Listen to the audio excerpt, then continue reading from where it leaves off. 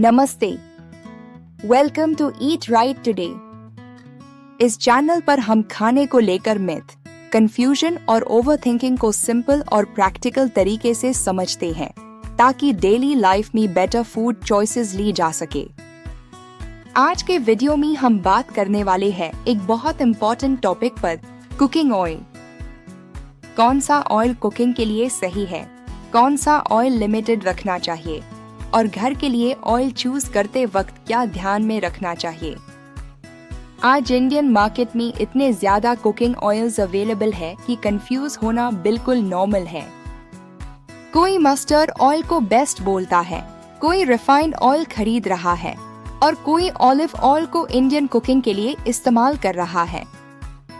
सच ये है, ऑयल अच्छा या बुरा नहीं होता, गलत ऑयल का गलत तरीके से इस्तेमाल प्रॉब्लम क्रिएट करता है। इस वीडियो का पर्पस सिंपल है, कुकिंग ऑयल को लेकर जो कंफ्यूजन है उससे क्लियर करना।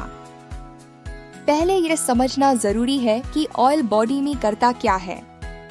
ऑयल सिर्फ टेस्ट के लिए नहीं होता। ऑयल बॉडी को एनर्जी देता है और खाने में जो न्यूट्रिएंट्स होते हैं उन्हें एब्जॉर्ब करने में मदद करता है।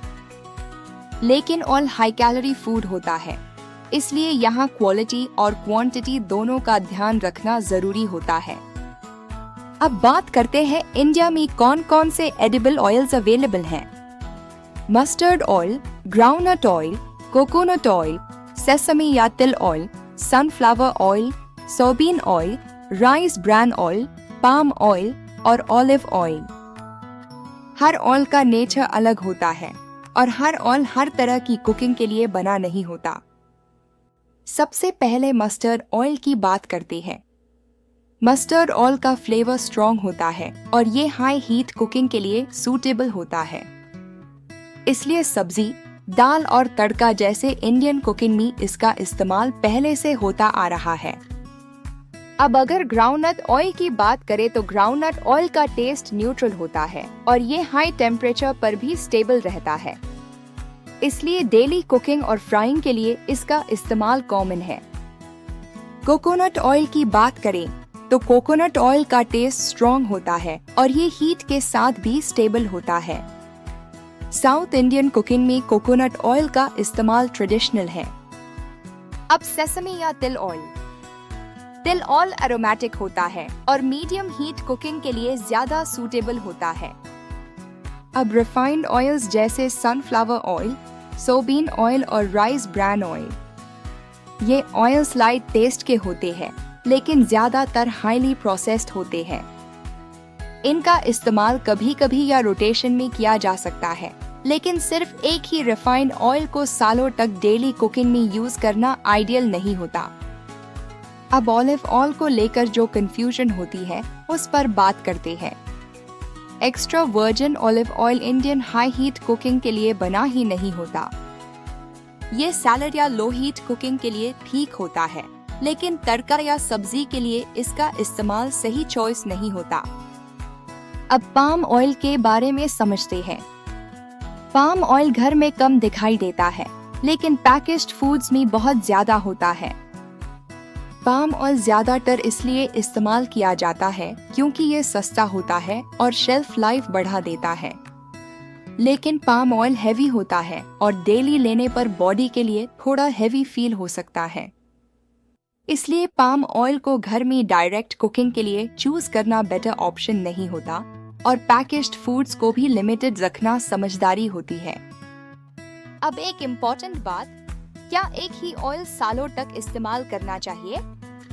जवाब है नहीं। बेस्ट अप्रोच होती है 2 या 3 ऑयल्स को रोटेट करना।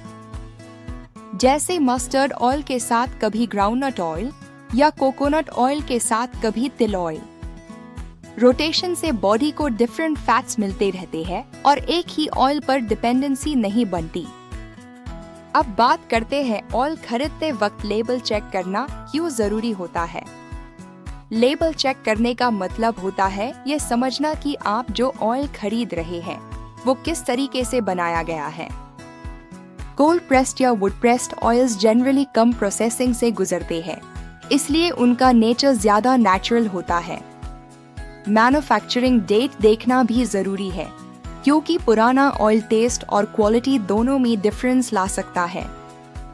अब बात करते हैं बहुत ज्यादा चीप ऑयल्स की। अगर कोई ऑयल मार्केट के एवरेज प्राइस से बहुत ज्यादा सस्ता मिल रहा है, तो वहां क्वालिटी कॉम्प्रोमाइज होने का चांस होता है। इसी तरह बहुत ज्यादा हेल्थ क्लेम्स या मार्केटिंग लाइंस पर बिना समझे भरोसा करना सही अप्रोच नहीं होती। सिंपल रूल ये है, जितना सिंपल ऑयल उतनी क्लैरिटी। और सबसे इम्पोर्टेंट बात, क्वांटिटी। ज्यादातर ऑयल रिलेटेड प्रॉब्लम्स ऑयल की क्वालिटी से नहीं, बल्कि ज्यादा मात्रा के इस्तेमाल से होती है। थोड़ा ऑयल, बैलेंस्ड कुकिंग और घर का खाना लॉन्ग टर्म में सबसे प्रैक्टिकल चॉइस होती है। कोई एक ऑयल परफेक्ट नहीं होता। सही ऑयल का सही मात्रा में सही तरीके से इस्तेमाल ही रियल फूड अवेयरनेस है। इस चैनल का पर्पस भी यही है, खाने को समझना, ना कि उससे डरना। ईट राइट टुडे।